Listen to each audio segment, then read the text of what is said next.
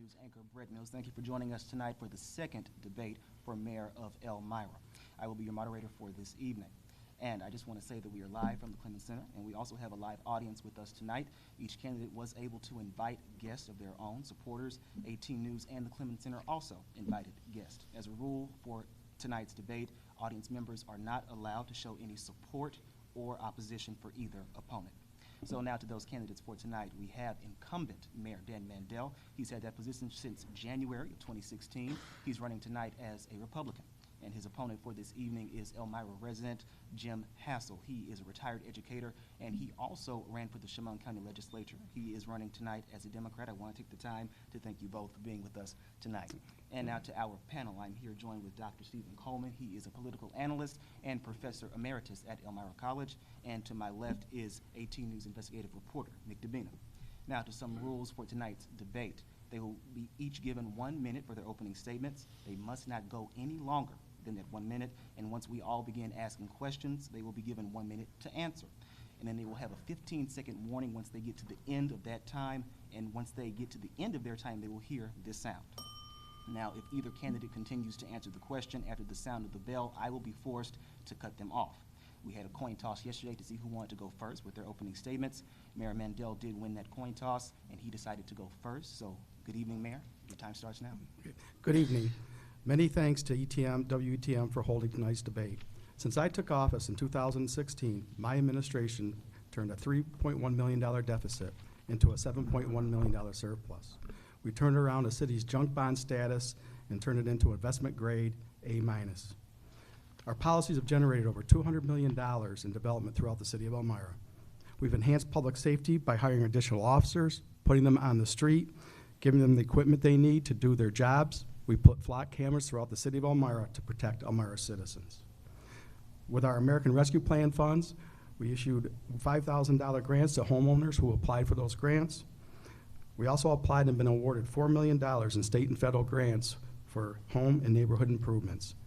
With our efforts, we have improved the Elmira housing stock. With all our efforts and successes, recently, All-Star Home Study selected Elmira as the best small town in America. Thank you. All right, Mr. Hassell, your time starts now. Thank you, WTM.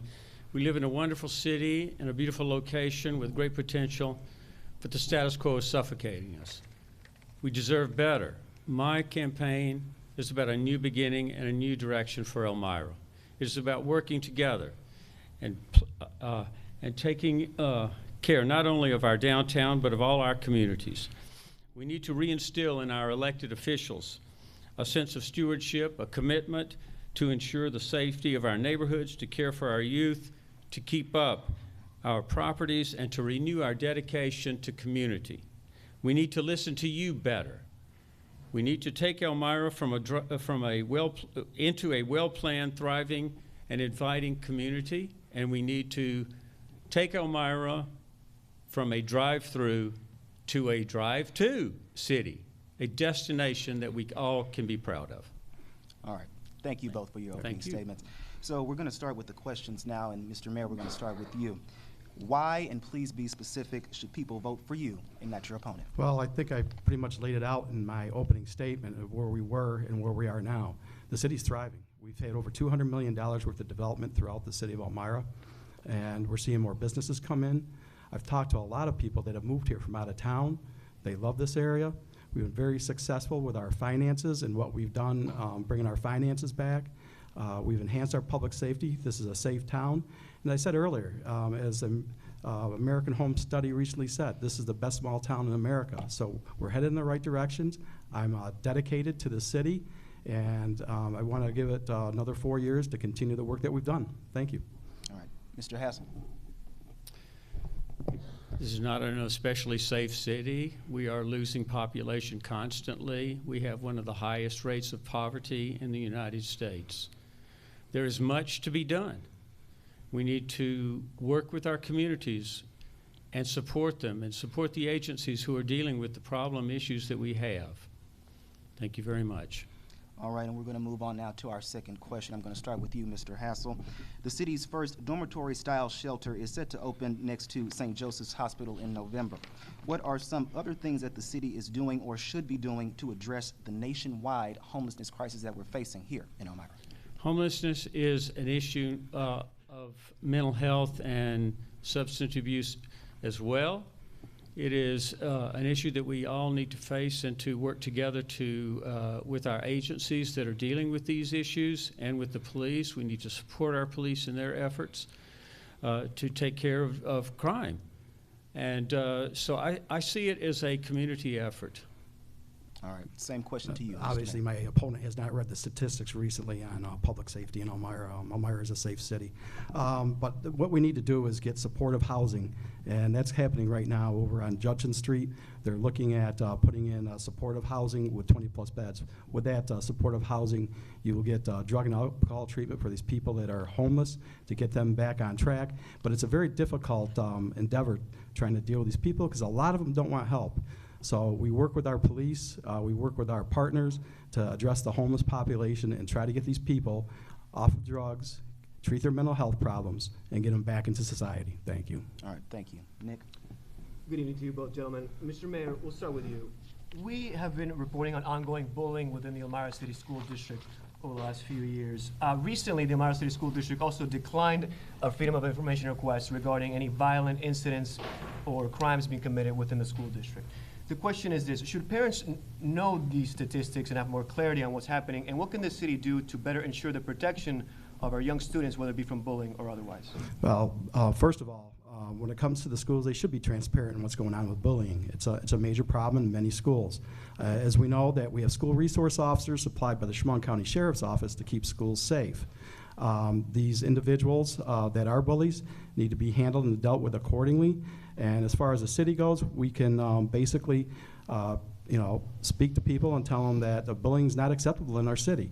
But when it comes back to the schools, again, that falls back onto the school district in conjunction with our school resource officers to keep our schools safe. I think overall they're doing a pretty good job. Thank you. But are parents receiving that information currently from the schools? That I don't know because we don't have much, that I don't know because we don't deal a lot with the school district, but I could find that out. Mr. Hassell, same question to you. Regarding bullying in the schools and the data on what is going on inside of our schools, what can the city do to make sure that our students are being protected and the parents have the information that they might want to have? Well, I believe that the parents have a right to have that information, and I believe that the school needs to control issues of bullying and whatnot that arise in very strong ways. But we need to also work with agencies that will support the issues that are involved and support the people who are having troubles and causing problems. Transparency is very important, not only in our schools, but also very much so in our city. Mr. Hassell, I'll go with you, and this is going to follow up on the same front because we did file Freedom of Information requests to obtain this information. When the city doesn't want some information released, should the city be able to push back on it, or should cities be as transparent as possible when the public is trying to find out information that is legally obtainable? I'm all for openness and transparency. I believe that our city is not very open and transparent. It's very difficult to find out information on budgeting and on our resolutions that appear before the city council. There's very little transparency in the city, and I would definitely be very strong on that. Would you like to answer, Mr. Hassell? Yeah, come on, it's on the website. If you look on the website, you'll see where our budget is, you'll see the council resolutions, you see everything, the minutes and everything that's on the website. So it is transparent. Obviously, when we get a FOIA request, we turn it over to our legal team and they look at it. And if it meets the guidelines of FOIA, we will definitely get the FOIA request honored. I think it's very important for government to be transparent, to let everybody know what's going on in their government, because they elect us, and then we have that responsibility. Just for clarity's sake, yes, sometimes there are valid reasons to not release information. Go ahead. Mr. Mayor, as 18 News has reported, gunfire incidents in Elmira are up 12% so far in 2023. What do you think is the main reason of violent crime in Elmira, and is enough being done to combat I'd like that? to see those stats again, because I see there's been a few, but a lot of these gun violence issues are basically dealing with our teenagers. These are 16 and 17-year-olds that basically, this issue falls back on the parents. Where are the parents? Why aren't they handling their children better? You know, you take that into account, and then there's other issues too. You know, we're still trying to deal with bail reform. These people and these kids know that there's no repercussions when they commit a crime. So the state's got to do their job, remove the bail reform, take the handcuffs off our police, let them do their job, and parents need to do their job to keep this community and the state safe, and it's not happening right now. So we do the best we can. We support our police, and we do everything we can that they have the tools to convict these individuals. And I'll tell you, you do a gun crime in Elmira, New York, you're going to go to prison. There's no doubt about it. They'll go to prison, and a lot of these people are getting 8, 9 years. So that's the message. All right, Mr. Hassell, same question. Could you repeat it, please? As 18 News has reported, gunfire incidents are up by 12% in Elmira so far for 2023. What do you think is the main reason for violent crime in Elmira, and is enough being done to combat it? I don't know the reason for it, but it definitely the way we need to approach it is a community effort. We need to support our agencies that are dealing with the issues that arise along with that, drugs and gun violence or guns, period. And also, we need to, we just need to work as a community, working together to bring ourselves together to find solutions and to address the needs of the people who are committing crimes. I think it's the same thing with homelessness. I mean, why is it that our homelessness is rising so much? What has been done? You know, I think we need more coordinated efforts to address the ground root causes of these issues. All right, Dr. Coleman. Jim Hassell, you're a Democrat. Mayor Mandell, you're a Republican. As mayor of Elmira, Jim Hassell, Dan Mandell, as mayor of Elmira, what difference does that make? Jim Hassell first. I think it makes none whatsoever on the local level. Personally, I want to be a mayor for everyone, and I reject I reject partisan politics, and I hope that if and when I am elected, I will not have that problem. I will be able to work with everyone. Basically, same with me. I mean, I don't play partisan politics. I include all parties when we're talking about policy within the city of Elmira, and I work well with Democrats, Republicans, Independents, Conservatives. It's important to do that to be successful. I wish our Congress and our Senate and United States Congress and Senate would do the same thing. We've been very successful working together. I had a Democrat on our city council for many years that we did very well, and he was part of our team. So as far as I'm concerned, politics does not play a lot into our decision making, other than the fact that I will say that I'm a big supporter of police, and I will continue to support them in the job they do. Thank you. Next question here to Mayor Mandell and then to Jim Hassell, same question. Years ago, the nationally known Guardian Angels established a chapter here in Elmira. The organization's leader, Curtis Sliwa, came to speak. The local chapter, however, was unsuccessful. Would you support bringing the Guardian Angels back to patrol our streets and help fight crime? Mayor Mandell. Absolutely not. We just hired 4 additional officers to put them on the streets. We've got the flock cameras. We're doing yeoman's work, keeping the community safe. Yeah, you have these times where you're going to have gunfire here and there, but most of this crime, let's set this straight, is not random. This is targeted gun crime. And so we got the police. They know what to do. They're doing a fantastic job. We support them. And we also have outside agencies that help, whether it be the Sheriff's Department, state police. So it's a unified effort to attack the crime in Elmira. Same question to you. Well, first of all, let me just say this. I believe that the police should be the ones that are involved in crime prevention and crime apprehension. I do not believe that it's an issue that anyone else should be concerned with. I also do not believe in hate, and I reject all hatred based on race, religion, ethnicity, gender. So for me, the policing needs to be done by reaching more into our communities. And we need our communities to be working with police. We need to have a coordinated effort so that our police are getting to know the people in our communities, and the people in our communities are realizing that the police really are people too. And we need to... That's your time.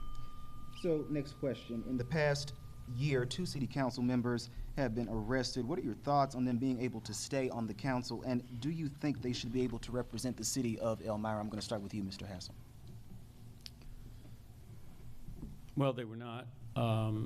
I don't think that they were terribly serious offenses myself. They have remained on the council. One is not running again, I know. So that sort of resolves that issue. I think if there were a felony, a serious felony involved, that maybe we might consider that. But other than that, I don't think that should be an issue, no. I just want to follow up with you really quick.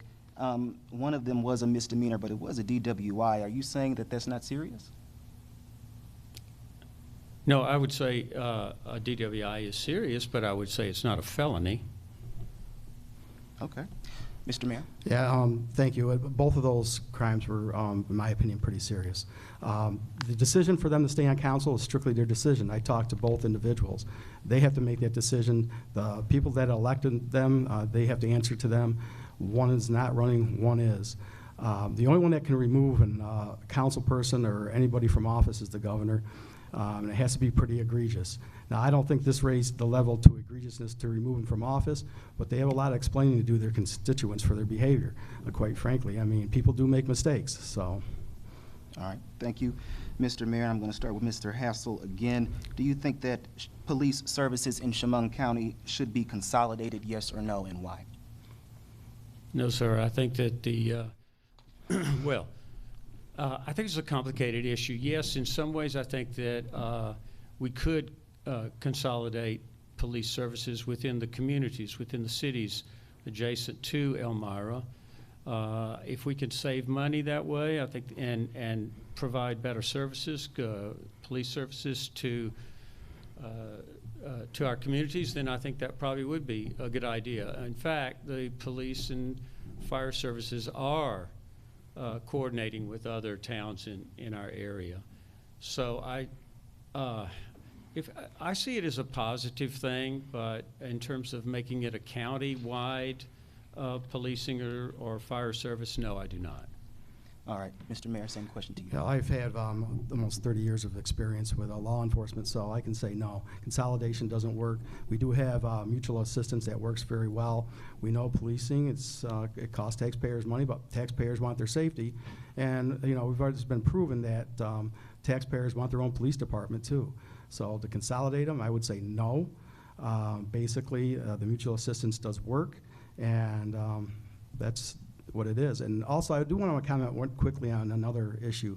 When it comes to community and police involvement and engaging, that's happening now. We have different organizations that we work with the police department, and it's been very effective in getting our police into the community, working with the community, and it's worked out quite well.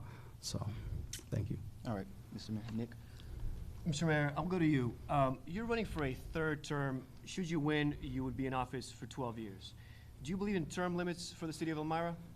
No, I don't, because we're a small community. So the bottom line is the voters make that decision, whether they want me for a third term or not. It's based on my performance. Frankly, I think my performance has been, I've done very well. You can just see it in the city right now with all the development that's going on. and the new things that are happening in the city, the people that are starting to move into the city. So it's up to the voters. Term limits, to me, it's hard to find qualified people to run for office in a city this size. So I'm right now against term limits. Mr. Hassell, do you believe in term limits? I certainly do. I personally would prefer 2 terms as the limit. I think that career politics, which is what Mr. Mandell is talking about, is a disservice to democracy. And there are plenty of people who will run. We need new ideas constantly. We need a turnover. We need new challenges.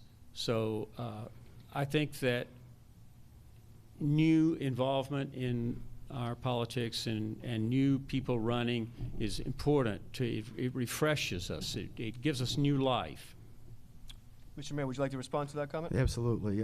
For a whole hot $11,500 a year, I don't think I'm a career politician. I do it because I love the community, and I do my dedicated service to this community because I love the community. Again, you know, if you're doing a good job and things are headed in the right direction, you know, there should not be term limits on a small community like this, in my opinion. And I'll be honest with you, I received calls from Democrats and Republicans asking me to run for a 3rd term. It's very demanding, this job, and I give it 150% because I love this community, and I'm looking forward to do the next 4 years for the same reasons. I'm not doing it for any type of personal gain. I'm doing it simply because I love Elmira. I was born and raised here, and I see a lot of movement. Look, if I didn't see the movement that we see right now and the improvement, we're going through a renaissance right now, I would not have ran for a 3rd term. Thank you. Mr. Mayor, I'll go to you. The latest U.S. Census data shows that for Chemung County, the population is declining. It also shows the age group 65 and above is growing, younger age groups are contracting. What does that mean for the city of Elmira going forward, and what other initiatives would you put forward to make sure our seniors, which is a growing population, have what they need? I think we do that right now, quite frankly. The cost of living in Elmira is very, very reasonable. We're 28% of the state average, and I think about 70% of the national average of cost of living. So that helps the seniors out because they run on a tight budget. We have affordable housing for them, which helps them. Like I said earlier, we support them with our police because safety is very important to our seniors. We make sure our police are properly staffed. We have enough officers out there to assist them. We have plenty of services for our seniors. Office of the Aging is wonderful for working with our seniors. As far as younger people go, it's hard because New York State's got to change the way it does business. But I will say this, with the LECOM coming in here now, I'm starting to see younger and younger people come into our city. I hope that trend continues. Thank you. Mr. Hassell, same question to you. What does a growing aging population mean for the city going forward in various aspects? And what would you do to make sure our seniors have what they need? It's true that people are moving here because, or older people are moving here because it is a very affordable city to live in. But our poverty rate is excessive. It's much higher than most of New York. And it's no wonder that we're losing our population of young people. We need to find incentives to keep our children, our young people here. We need to direct our attention more towards educational programs, towards mentoring, and other ways of creating entrepreneurship and creating jobs for our young people. But yeah, we need to work with both, in other words. Jim Hassell, whether it's splash pads, swimming pools, parking meters, or the downtown parking garage, Elmira seems at times to be the city of fiascos. What can be done to remedy this situation? There's a simple answer to that. It's called good planning, which we do not do. We have no vision. We continue to tear down buildings and create parking lots. This simply causes blight. It takes buildings and properties off of the tax rolls. We are not doing what we really need to do to build our city properly. Thank you, Jim Hassell. Mayor Mandell, what say you? Basically, I strongly disagree. If you haven't seen the development that's happening right now in Elmira, then you're not paying attention. As far as the tearing down of buildings and that, some of that's happened before I was even elected. A lot of these historic buildings have been let go by years of neglect. When you talk about splash pads, when it comes to Brand Park Pool, unfortunately that has to come down. Many years of neglect, blight, and it's not even salvageable. Splash pads offer a place where children can go with their families, enjoy them. Right now, to be honest with you, to open a municipal pool is very difficult. When it comes to the parking meters, they're going to be upgraded here shortly, and they have been a problem. They really have been a problem that we need to address, and we are doing that right now. The parking garage, the same thing. We're ready to put over $2 million in infrastructure, and we're going to be talking about adding security cameras and new elevators. Thank you. Mayor Mandell, this one's for you. Why should a person of sound mind relocate to Elmira? Well, I can tell you, I've talked to several people that have. One, it's easy to get around Elmira.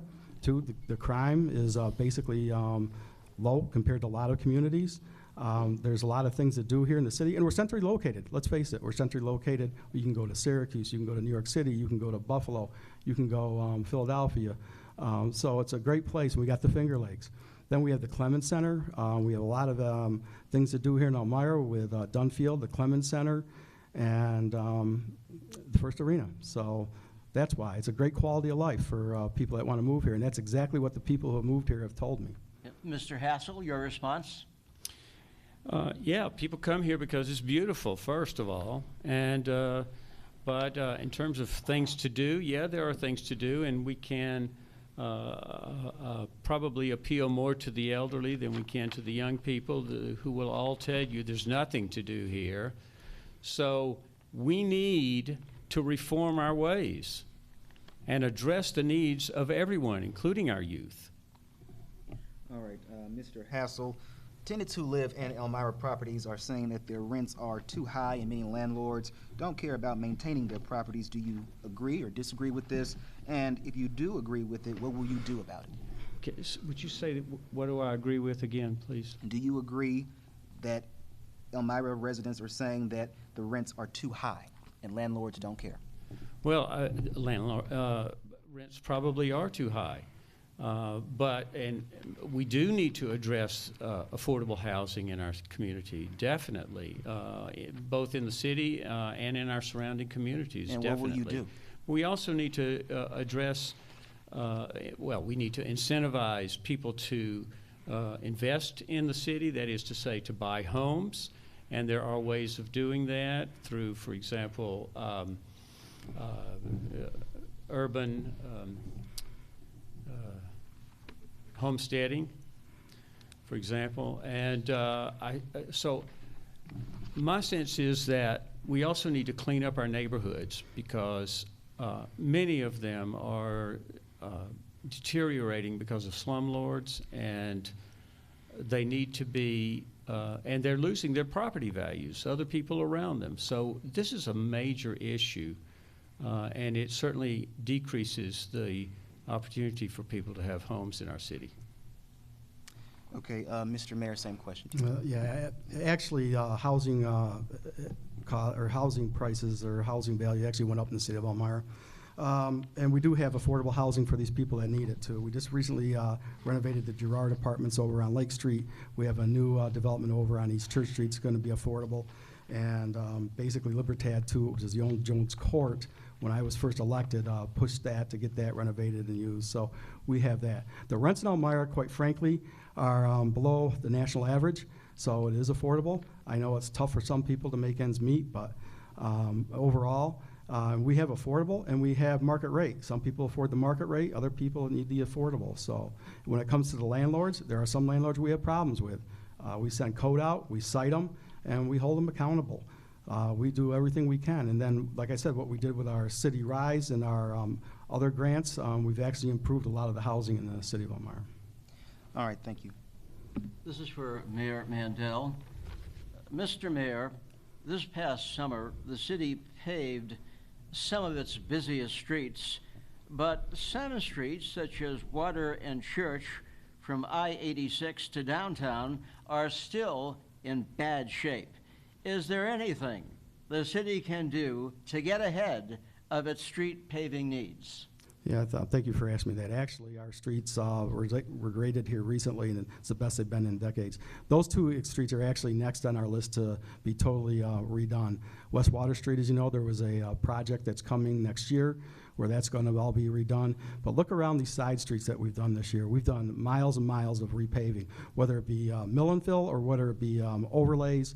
I know by my house there's Erie Street on the other side of the river. There's been numerous streets that have been paved. So they're in much better condition than they are now, and we're going to continue that trend. The infrastructure overall in the city of Elmira since I was elected is much better than it was back in 2016. Thank you, Mr. Mayor. Mr. Hassell, what say you?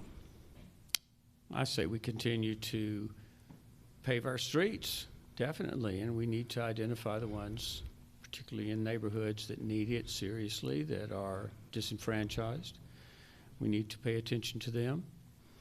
And really, the issue is less, I think, in paving streets than it is in other things, other infrastructure upkeeps. For example, in sidewalks. And as for infrastructure generally, we have a poor record of taking care of our buildings in the city. We don't seem to think that the code requirements apply to the city, so I think that it's time we reevaluated things. Thank you. Mr. Hassell, this question is for you. If one buys a home in Elmira and one finds that school and property taxes are higher than a lot of other places around the state, why is this? And can anything be done to give homeowners a tax break? Again, Mr. Hassell, and then after that, the mayor will get his shot. Mr. Hassell. I think that there are ways that we can try to give taxpayers a break. One is to green up our city. We need to plant more trees. We need to turn to green energy, which will save us a lot of money. We need to consider nonprofits that are not paying property taxes, but are not paying for the services that we offer to the community. And those services are being paid by you and me. I don't know. What's the solution? We need to seriously talk about this. Thank you. All right. Basically, the city of Elmira, since I was elected, the last few years, we've been holding the line on taxes, and that's because of the fiscal position that we're in. But let's face it, we're the only municipality in Chemung County that have a paid police and a paid fire. Okay, that costs money. So to sit there and promise people you're going to give them a tax break, you're lying to them. Hold the line on taxes? Absolutely. That I will tell you is going to happen in the next several years after when I am reelected because of our fund balance situation right now and the fact that we have fiscal responsible practices here in the city. So that's the issue right there. Taxes in New York are high. There's a lot of mandates with the state that they put on the county, which trickles down to us when it comes to sales tax. So it's navigating through difficult times, but we've done a really good job. I mean, our bond rating, for crying out loud, has went to A- from a junk bond status, which allows us to borrow at a lower rate. And again, basically hold the line on taxes. Mr. Mayor and Candidate Hassell, a follow-up to you both. Quick follow-up. I want you to discuss the condition of sidewalks in many of the neighborhoods in Elmira, New York. Mr. Mayor. Sidewalks, are the burden of the homeowner. I just did my own. But we are looking at a study with the county planning to see if we can get some funding to improve the sidewalks. When we did that $5,000 ARP grant to the homeowners, a lot of them put new sidewalks in. That's what we were hoping to get out of that grant. So that's what we're going to do. Again, a lot of people I understand cannot afford putting new sidewalks in, so we got to find ways. And I believe this county planning study that we're going to do and trying to get that funding to help people pay for new sidewalks will pay off in the long run. Candidate Jim Hassell, your position on the sidewalks of Elmira. On the sidewalks, first of all, I would say perhaps the ARI money was used for that. It makes me wonder who received these $5,000 awards. because I personally know of one person who's very wealthy, received an award with no questions asked, and another person who applied and was provided so many conditions that she eventually gave up. She was not so wealthy. I'd like to know how much money was dispersed and how it was used. The care of sidewalks is the responsibility of the homeowner, but there is no reason for us not to provide incentives, particularly in lower income neighborhoods, to help people to do that. And by the way, we also need to take care of all of the facilities, all of our structures that are based on concrete, such as our That's your time. parks. That's your time. Moving on to the next question, there was new gun laws that were passed and signed by the governor about background checks for the purchase of gun and ammunition, and they've gotten the attention of the Supreme Court, and they're set to meet on October 6th. About those laws, so do you agree with the laws that were passed, and if the Supreme Court rules them unconstitutional, what would be your reaction? I'm going to start with you, Mr. Hassell. I'm not sure what those laws specified. The laws about the purchase of a gun and ammunition, Governor Hochul signed. Okay, well, I'm not sure about the specificity of that, but what I would say is this. I would definitely favor limiting the sale of any arms to people who are mentally unhealthy Just to follow and to criminals. Just to follow up with you, Mr. Hassell, if you're going to be the mayor of Elmira, do you think it's appropriate that you don't know what laws the governor has signed? Well, I'm unfamiliar with that one, but I don't think that I should be expected to know everything. But you knew you were coming to this debate tonight. Pardon me? You knew you were coming to this debate tonight. Well, I didn't know that we were going to be talking about state issues. It's a state issue and it's a city issue. We just said that gunfire was up. Well, look, there are ways that we can address gun-related violence. There are ways that we can address gun-related violence, and we don't need to reinvent the wheel. New York City, Philadelphia, they have programs for gun buyback or for amnesty for people who are using drugs and guns in their activities. So, and there are other programs such as in Brooklyn, where there is more community policing than we do. So I think that there are ways of addressing these issues. All right, thank you, Mr. Hassell. Mayor? Yeah, these gun laws coming out of Albany are ridiculous. First of all, what they do is they hinder the gun owner that's the legal gun owner. Most of these guns that are being committed in crimes are basically crimes that are committed with illegal guns. Background checks, when they go to buy a gun, come on. I mean, these people are given a background check when they get their permit. If something happens and they have a domestic violence incident, or if there's an issue with mental health, those guns are pulled by one of the local agencies. So all that Albany's doing right now is making it more difficult for the legal gun owner to own guns. If I put a gun right here, right now, it's not going to shoot itself. Okay? It takes a person to pull that trigger. That's where the problem begins. And I have no problem with mental health checks, because that needs to happen, but that happens during the initial background check. And again, it comes back to, on these mass shootings, it comes back to family and friends. When you see something, say something, because that's how law enforcement is going to find out how to arrest these people and get these people the help they need. All right, Nick? Mr. Mayor, the people of Elmira will vote for mayor, but they do not get to vote for city manager. That is an appointed position. That's the way it's been for quite some time. How do you rate the performance of the current city manager, Michael Collins, and should you win, will he be staying on? Thank you for that question. Absolutely. Look, at the city manager, when he took over, we had a financial mess. It's just after I took office. What he did is he consolidated the personnel department. He took on that endeavor, which saved us $100,000. He's always accessible. He's always going to different events. He has a very good working relationship with all the agencies that work for Elmira, whether it be fire, police, DPW. He's done a yeoman's job, and he's always available, and absolutely, I would definitely keep him on.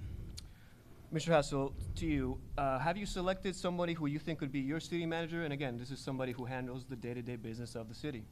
Would I do what? Do you have anybody in mind for who would be your city manager who will handle the day-to-day operations of I the do city? not as yet, but I am looking. Yes, sir. Okay. Mr. Mayor, to follow up on the garage, as you said, the city is investing upwards of $2 million into the Centertown parking garage right across the street. Freedom of information requests show that in the month of August alone, the Elmira PD responded 13 different times for various reasons. They also do a lot of patrols in there as well. There was also a cleanup conducted inside the garage prior to a leak-on ceremony, which is the medical school, Right. at the request of the Clemens Center, where graffiti was painted over and other things were cleaned up. Should people who use the garage every day be able to expect a safe and clean environment at all times, not just when an influential entity requests it? Yeah, absolutely. They should expect it, and they deserve it, basically. The parking garage, again, with our updates that we're going to do here shortly with the infrastructure, the bottom line is you need somebody in there 24/7 to patrol it, and that's not going to happen. It's just cost prohibitive. As far as the people that go in there and commit the crimes, all they get is an appearance ticket, and they're back on the street, and they're back in the parking garage. So it's a very difficult task to keep those people out of there. As we move forward with the parking garage, you'll see those changes coming very soon. You will see our crews over there cleaning up periodically to keep that parking garage clean, and so we'll make sure it's a clean environment. And I will say it, for the most part, it is a very safe parking garage. There's been very little crime, if any at all, that I can remember. Well, the upper levels are not as occupied as the lower levels. We have done some reporting that, yes, at some times there are individuals who use that, especially as we move into the winter. They use that for shelter. You mentioned that cameras might be installed. Will those cameras be in the stairwells? Because they're currently not.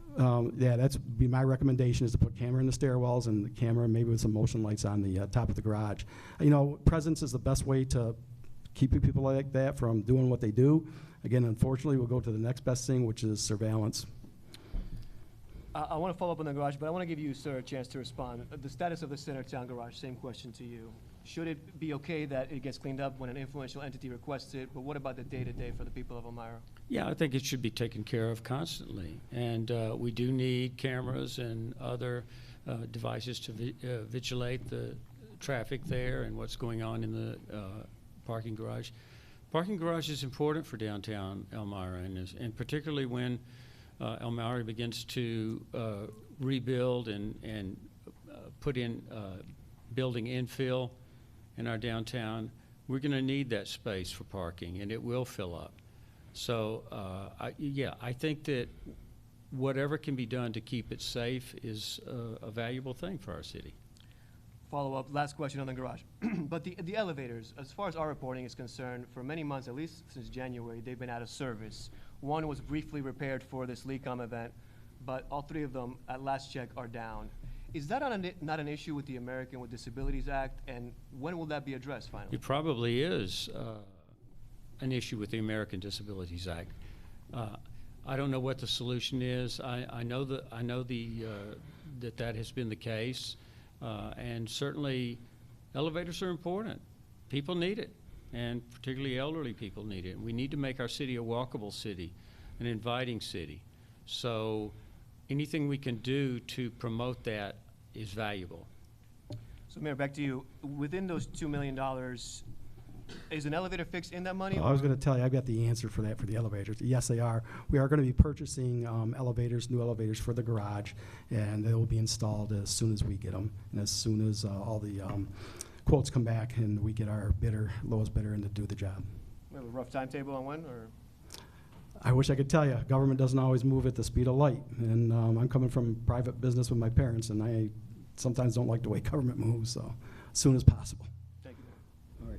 All right. Mr. Mayor, should sticker shops be able to continue to operate in Elmira? It appears that one still is, even after last week's state raid on 2 of them and the owner's home.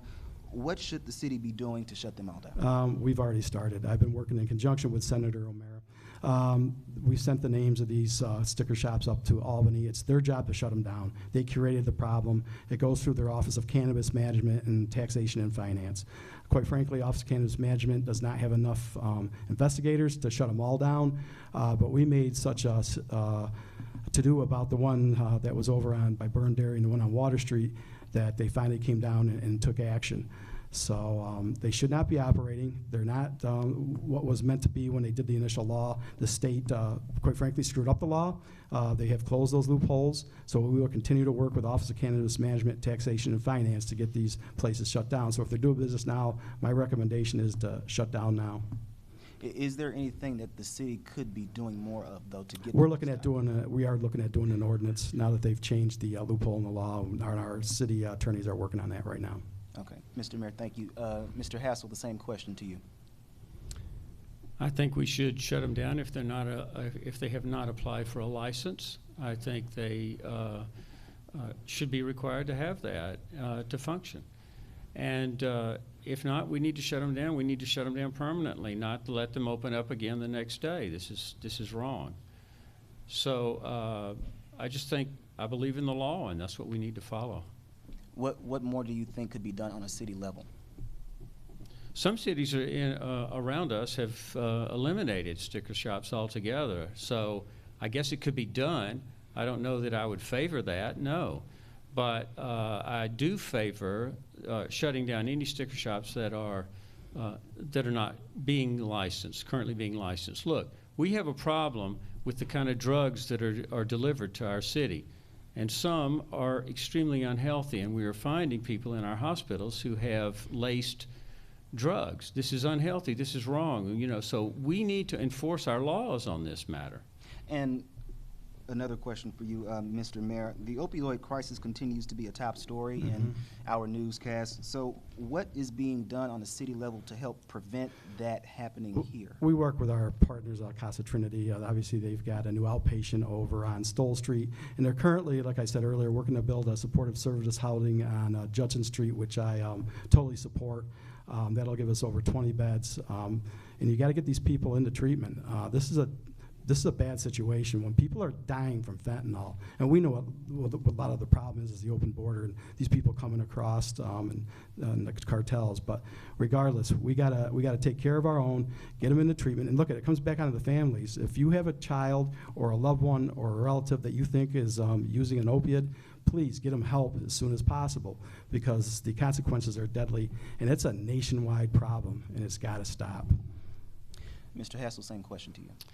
Yes, it is a serious problem, and I think we need to address it. We need to care for people who are suffering from drug addiction, and or find the best ways possible to do that.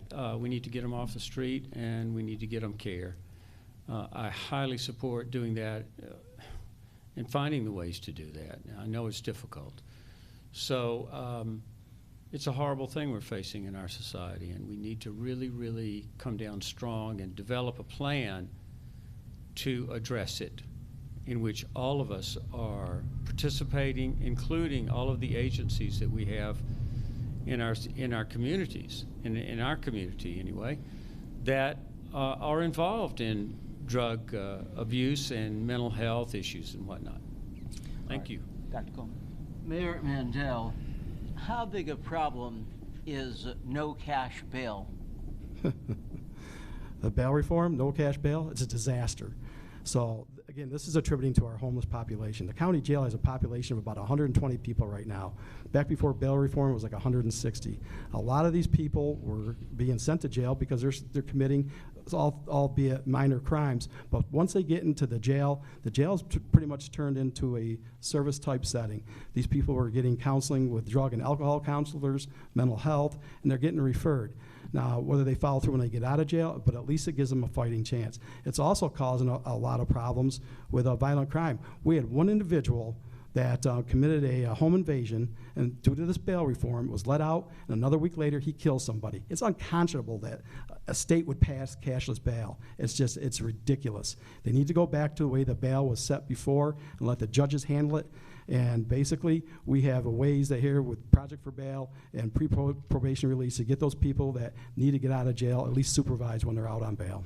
Candidate Hassell, what say you? I say that people who commit serious crimes with arms or violence should be incarcerated. I have no problem with that. And bail reform may have certain characteristics that are helpful, but when it comes to serious crime, we do not need to let these people out of jail.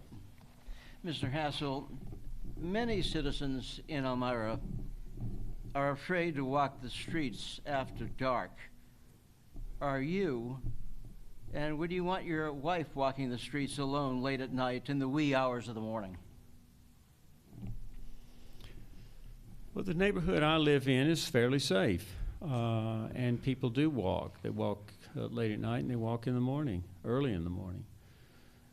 It's not a primary issue where I am, but it certainly is in many neighborhoods, and I've talked to so many people who will not let their families outside, including their children, after certain hours or early in the morning. No. So these are the issues of community that come back to us that we need to address, that are involved, that inevitably involve mental health, drug addiction, and perhaps homelessness as well. So I just think that we need to work as a community to